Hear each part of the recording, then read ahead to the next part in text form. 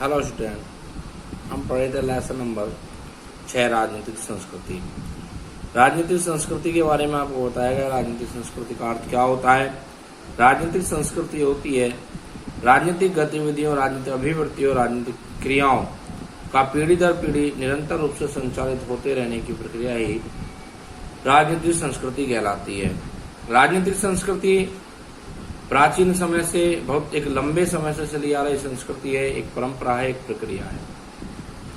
राजनीतिक संस्कृति के निर्धारक तत्व के बारे में भी हमने पढ़ा। उसके अंतर्गत हमने पढ़ा राजनीतिक संस्कृति के निर्धारक तत्व जैसे इतिहास है, धार्मिक विश्वास, भौगोलिक परिस्थिति, सामाजिक आर्थिक परिवेश, विचारधाराएं आदि कई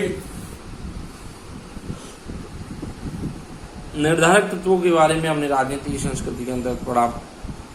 अब यहाँ पर आता है राजनीतिक संस्कृति की विशेषताएं। इसमें प्रमुख विशेषताओं की अगर हम बात करें तो यहाँ पर राजनीतिक संस्कृति की प्रमुख विशेषताएं 4 प्रकार की प्रतिपादित की गई है, अर्थात राजनीतिक संस्कृति की विशेष लक्षण है, विशेषताएं हैं। इसमें हम पहली विशेषता की बात करें समन्वयकारी स्वरूप। समन्वयकारी स्वरूप की अगर हम बात करें तो इसका अर्थ होता है कि सभी प्रकार की राजनीतिक संस्कृति, सभी प्रकार की राजनीतिक गतिविधियों, विचारधाराओं के मध्य समन्वय स्थापित होना चाहिए, समन्वय स्थापित करना चाहिए, वही समन्वयकारी स्वरूप कहलाएगा। वैसे अगर देखा जाए तो राजनीतिक संस्कृति माने एक प्रकार के नवीन और पुराने प्राचीन मूल्य देखे जाते हैं। उनमें विविध प्रकार के अंतर हम देखते हैं, विभिन्न प्रकार के मतभेद हम उनमें देखते हैं। लेकिन अगर इन मतभेदों में, इन विचारधाराओं में एक रूपता लाई जाए, समन्वय करने की कोशिश की जाए तो ऐसी स्थिति में राजनीतिक संस्कृति का महत्व बढ़ जाता है। दूसरा है राजनीतिक मूल्यों के प्रति समर्पण। अर्थात राजनीतिक संस्कृति के अंतर्गत यह निश्चित किया गया है कि राजनीतिक मूल्यों का हमें समर्थन करने की आवश्यकता होती है। राजनीतिक मूल्यों के अंतर्गत नैतिक मूल्यों के प्रति अगर हमारा समर्थन भाव नहीं रहेगा तो एक अच्छे समाज की स्थापना कभी नहीं हो पाएगी। हम एक आध्यात्मिक, एक धार्मिक स्थापना, समाज की स्थापना नहीं कर सकते, सत्ता को एक व्यवस्थित रूप प्रदान नहीं कर सकते। अर्थात इसका अर्थ ये है कि अगर सामाजिक रूप से, राजनीतिक रूप से राष्ट्र को संचालित करना है ठीक प्रकार से, तो नैतिक मूल्यों का भी हमें विशेष रूप से ध्यान देना होगा। अमूर्त स्वरूप राजनीतिक संस्कृति एक ऐसी गतिविधि है जिससे जनता की मानसिक स्थिति को नहीं भांपा जा सकता। अर्थात आक्रोश हम देख सकते हैं, विरोध हम देख सकते हैं, उनकी क्रियाओं को हम देख सकते हैं, लेकिन उनके अंदर कितना आक्रोश सत्ता के प्रति, जनता के प्रति भरा हुआ है, इस बात का आकलन हम नहीं कर सकते।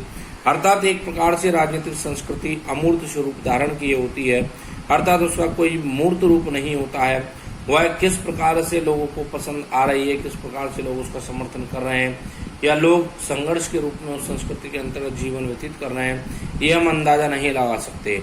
इसलिए हम कहते हैं कि राजनीतिक संस्कृति का जो स्वरूप है वह एक अमूर्त स्वरूप है।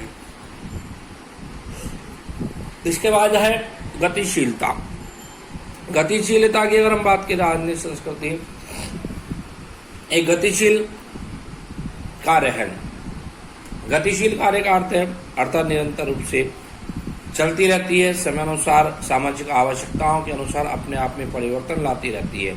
अर्थात राजनीतिक संस्कृति कभी समाप्त होने वाली क्रिया है, कभी भी समाप्त नहीं होने वाली क्रिया है। राजनीतिक संस्कृति के अंतर्गत जो कार्य प्रारंभ हो गया वह परंपरा बन जाती है, वह रीति रिवाज बन जाता है, और वही परंपरा, वही रीति रिवाज, वही अभिवृत्ति एक लंबे काल अवधि तक, एक समय अवधि तक चलती रहती है।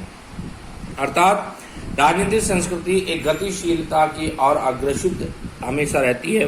गतिशीलता अर्थात निरंतर रूप से गति के रूप में संचालित होती रहती है, निरंतर रूप से उसको गति प्राप्त होती रहती है। यही राजनीतिक संस्कृति की विशेषता होती है। अब बात करें हम राजनीतिक संस्कृति और लोकतंत्र के बारे में, तो राजनीतिक संस्कृति और लोकतंत्र की विशेष अगर हम बात करें तो राजनीतिक संस्कृति के अंतर्गत लोकतंत्र भी एक शासन प्रणाली होती है। जैसा हम बात कर रहे हैं भारत की, तो भारत में निरंतर रूप से 1950 के बाद से लोकतंत्र शासन प्रणाली चली आ रही है, और वही भारत की शासन व्यवस्था की परंपरा एक रीति रिवाज बन चुका है। अर्थात लोकतांत्रिक शासन व्यवस्था एक ऐसी शासन व्यवस्था, एक ऐसी प्रणाली बन चुकी है जो आज प्रत्येक राष्ट्र की जनता अपनी सरकार से उम्मीद करती है, चाहती है। अर्थात अगर आज कोई भी राष्ट्र में राजनीतिक संस्कृति संचालित हो रही है तो मूल रूप से लोकतंत्र के रूप में संचालित होने का प्रयास किया जा रहा है। अर्थात जनता का, नागरिक को ये मानना है कि किसी भी राष्ट्र का विकास करने के लिए, किसी भी राष्ट्र को आगे बढ़ाने के लिए या लोगों को जागरूक करने के लिए, नागरिकों को अधिकार देने के लिए, कर्तव्य सिखाने के लिए सबसे मूलभूत बात होती है कि उसका एक अच्छी शासन व्यवस्था हो। और अच्छी शासन व्यवस्था की अगर हम बात करें तो अच्छी शासन व्यवस्था में लोकतांत्रिक शासन व्यवस्था आती है, जो कि भारत, इसके अलावा हम अमेरिका की बात करें, वर्तमान में नेपाल में भी संस्कृति संचालित है। अर्थात एक लोकतांत्रिक शासन प्रणाली एक अच्छी शासन प्रणाली है और ये कई देशों में राजनीतिक संस्कृति के रूप में स्थापित हो चुकी है। आगे इसके बारे में हम कल पढ़ेंगे। तब तक के लिए ओके, थैंक्स फॉर वॉचिंग।